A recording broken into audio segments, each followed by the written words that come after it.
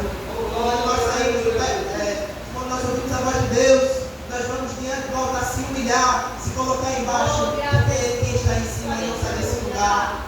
Quando você se coloca como estrela, quando você se coloca como a glória, o centro, você está tendo o lugar de Deus, que é o lugar de adoração, o lugar de atenção. Mas o Senhor esta manhã está redirecionando o teu pensamento agora, nesta manhã, nesta hora, para você acreditar agora em quem merece a glória, para você deixar na mão de quem merece a adoração, toda a adoração do teu ser. Muitas vezes você chega aqui, olha para o lado, olha para o outro, será que estão me vendo? Será que estão me vendo orar? Será que estão me vendo pregar? Mas esquece do feedback do próximo e olha o repórter do céu dizendo: é adorando? É Richard adorando, é Silas adorando, é Vitória adorando, eu conheço pela voz, mas quando você direciona o seu canto para os outros, é só os outros que ouvem. Aquela música aqui na terra se canta, lá no céu se ouve, às vezes a gente canta na terra e o céu não ouve. É melhor não cantar aqui na terra para quem é da terra ouvir e cantar no secreto. Às vezes os nossos cultos são cheios de oportunidades para pessoas que não querem louvar, são pessoas que querem aparecer, mas o Senhor nesta noite redireciona o teu pensamento, porque Ele que aparece, Ele que merece glória, Ele que é o Deus da tua vida. No versículo 7, depois de cair por terra, Jesus estranha, eles caem por terra, mas sou eu que vocês buscam, por que vocês não me pegam logo? Ele diz, tornou-lhes, pois, a perguntar novamente, a quem buscais? E eles disseram, a Jesus o Nazareno. De novo, eles responderam a mesma coisa.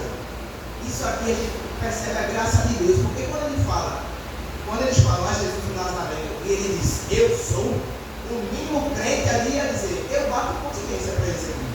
O general romano pediu ordem para vir aqui, mas esse aqui é o eu sou, que é o eu sou que sou. Quando ele fala lá em João 8, se não me engano, 57, ele diz, antes que Abraão fosse, eu sou. Então, é clara a referência de Jesus, certeza através dessa declaração. Mas eles escolhem dizer, rapaz, que é o eu sou. Mas é Jesus que eu estou buscando. Eu estou aqui, mano. Então, tu não me quer para aprender, eu sou que sou, porque tu não vem adorar. Era a chance da graça de Deus novamente para Judas dizer, eu te quero, eu me arrependo. É Jesus o Nazareno que eu estou buscando, mas agora não é mais. Era o Nazareno favelado que eu queria, porque quando fala Nazaré era, sei lá, Osasco. Mas quando aqui Jesus se intitula como o próprio Nazareno, aqui é muito de glória. Aí ele fala, nós queremos Jesus Nazareno favelado. E aí Jesus diz, eu sou, porque eu já moro no bairro metropolitano da glória.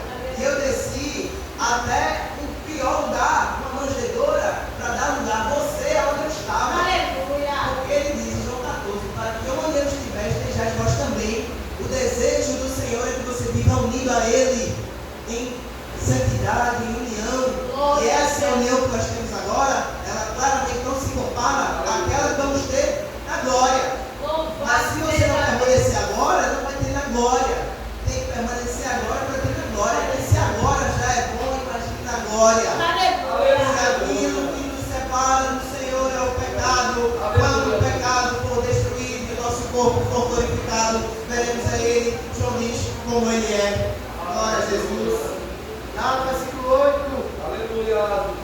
No versículo 8, quando eles falam de novo que é a Jesus o Nazareno que buscam, diz, já vos disse que sou eu. Se pois me buscais a mim, deixai estes. Novamente, o Senhor se põe no lugar da tua dor. O Senhor se põe no lugar do ataque do teu inimigo. Às vezes ele vem com achotes, lanternas e armas, mas ele fala, deixa ele, meu filho. Deixa ele, glória a Deus. E aí o 9 ele cita aquela parte de João 17:12, que os que me deste, nenhum deles pediu. Aí agora, meus irmãos, veja só, né? Agora Simão Pedro vai desembanhar a espada.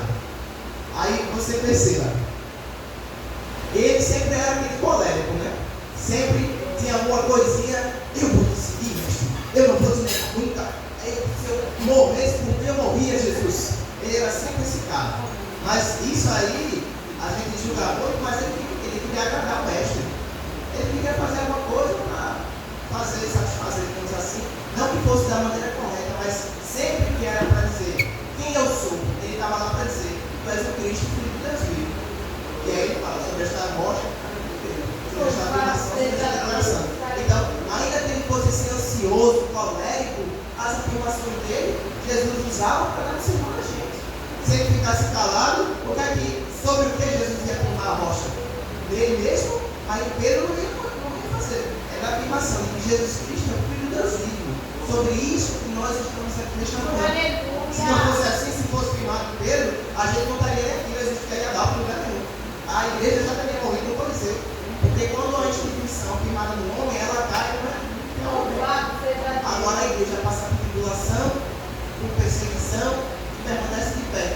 E quando se ajoelha, não vê ninguém ceifar a vida porque está de olho fechado, mas na verdade permanece atento porque é o Senhor quem guarda, quem guia e fala: deixai ir estes, prendam a mim. Ele desembanhou a espada e teria um servo do sumo sacerdote e cortou a orelha dele. Era mau. Quando ele desembanha essa espada, ele revela que o Espírito Santo não era sobre ele. Por quê? Porque quando nós temos o Espírito Santo, nós não usamos uma espada de ferro, nós usamos a espada do Espírito. Naquela ocasião, Pedro escolheu a espada de ferro, mas escolheu porque ele estava dentro de si, sem aquela certeza de que o Espírito era sobre ele. Porque quem tem o Espírito Santo, irmão, nunca desembanha uma espada de ferro, só a espada do Espírito. Quando tem alguém necessitando de uma palavra, tome palavra. Quando tem alguém necessitando de oração, tome oração. Não vai xingar o crente, cortar a orelha, cortar a cabeça, cortar a perna, porque fez isso, fez aquilo, dá a palavra, porque a palavra fere, vai cicatriza. Quando ele cortou a orelha direita, Jesus curou. Mas se cortar a cabeça aqui de algum, é capaz de não voltar mais para cá. Quantas vezes a gente coloca aquele fardo, tem até uma palavra assim que é o jugo, né? Na serviço. Os bois, eles tinham um jugo, quando eles falam, o meu jugo é suave, meu pai é leve, meu pai é carência.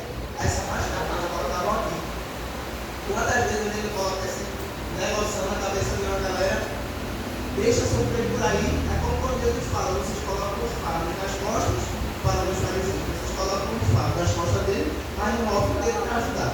Aí fica fogo. Só julga, não fala nada, aí fala, Mateus 7:1, não julgueis, mas julgai se carrega a justiça. A gente tem que julgar, porque senão a gente não vai examinar nada. Mas se a gente só for julgador, atraso, vai continuar aqui e o cisco vai ficar lá.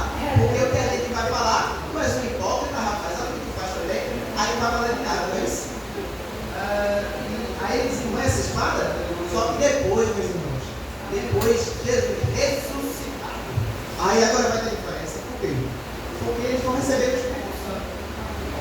Lá em João 20, quando Jesus aparece a Madalena e posteriormente aparece aos 11, ele diz, no versículo 22 de João 20, e havendo dito isso, assoprou sobre eles e disse-lhes: recebei o Espírito Santo. Daquele momento em diante, os discípulos não seriam mais os mesmos.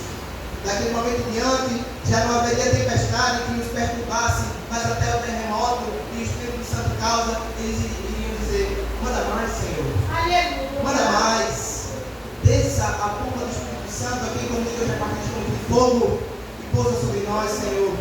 Nós percebemos isso lá em Atos, no capítulo 2, quando Pedro vai se levantar e fazer um discurso aos varões, irmãos, daquelas redondezas.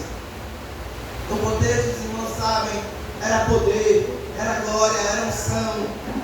E aí, lá no versículo 37 de Atos 2, a galera fala: estão embriagados, porque até pensam que o crente falando em línguas está embriagado, mas está mesmo embriagado da unção, cheio da unção de Deus, revestido do Espírito Santo. Melhor estar embriagado da unção, digamos assim, do que embriagado de outras coisas. No versículo 37, quando Pedro ouve essas pessoas falando isso, ele diz, não mas ele faz um discurso a partir do verso 14, e quando este discurso acaba, para a gente ter uma ideia do que ele falou nesse discurso, diz no versículo 32, Pedro falando: Deus ressuscitou a este Jesus, do que todos nós fomos testemunhas, e sorte que, exaltado pela destra de Deus, e tendo recebido do Pai a promessa do Espírito Santo, derramou isto que vós agora vedes e ouvis. Então, em resumo, era cruz. O homem pregou cruz. E qual é o efeito da palavra que vem do Senhor?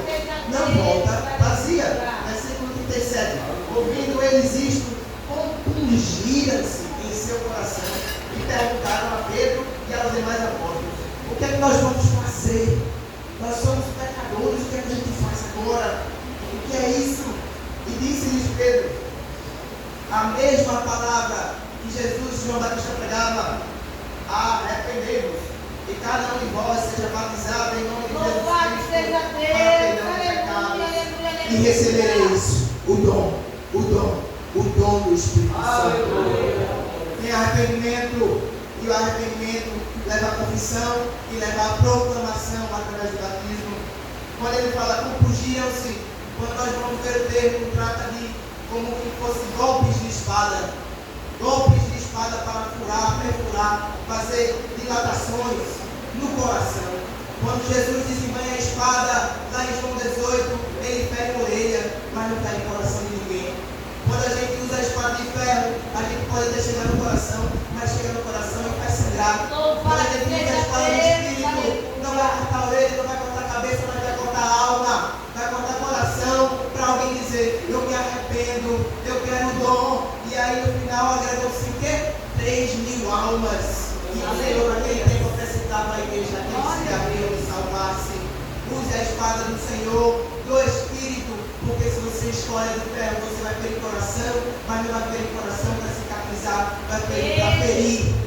Jesus não nos fere porque nos quer mal, Ele nos fere porque nos quer bem, e a sua ferida cicatriza para um dia dizer: aquela disciplina que o Senhor me deu valeu a pena. Aquele jugo, aquela prova que eu estive debaixo por tanto tempo, valeu a pena porque me forjou. Se você não passar pela fornalha, você não vai testemunhar que viu o quarto homem na fornalha. Se você ficar dobrando o joelho para o batuque, não vai haver testemunho do quarto homem. Louvado seja Deus. Escolha a espada do Espírito nessa manhã. Escolha a espada do Espírito nessa manhã. Glória a Deus. A mensagem é essa, irmãos. Pedro era colérico, mas depois que recebeu o Espírito, se converteu, virou crente. Vire crente nesta manhã.